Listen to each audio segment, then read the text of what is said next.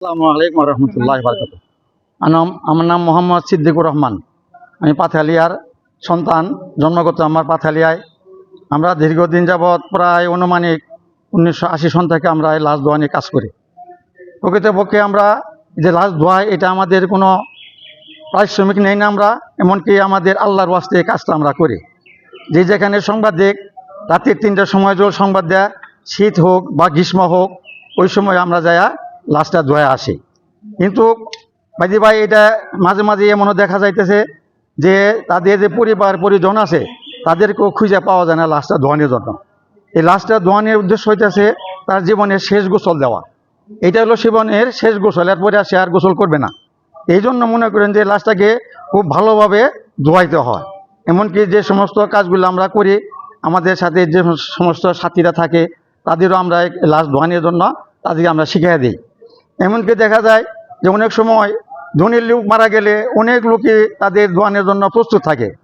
গরিব রিক্সাওয়ালা হোক, দিনমজুর হোক, বা একটা পাগল হোক, একটা পাগলও মারা গেলেও অনেক সময় আমার নিজে দেখা, আমি একটা পাগল ধোয়াইছি, প্রায় মনে করি আমি একাই ধোয়াইছি।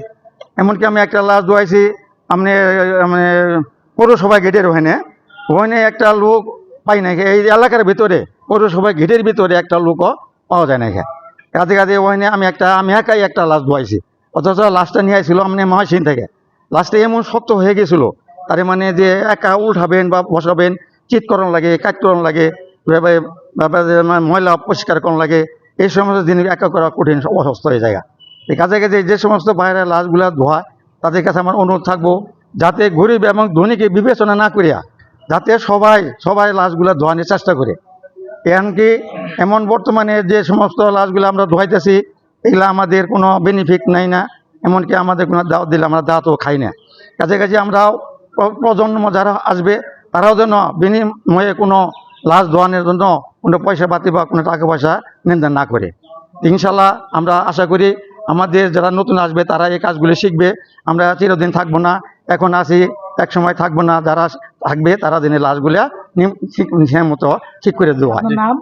আমার নাম মোহাম্মদ সিদ্দিকুর রহমান সিদ্দিক।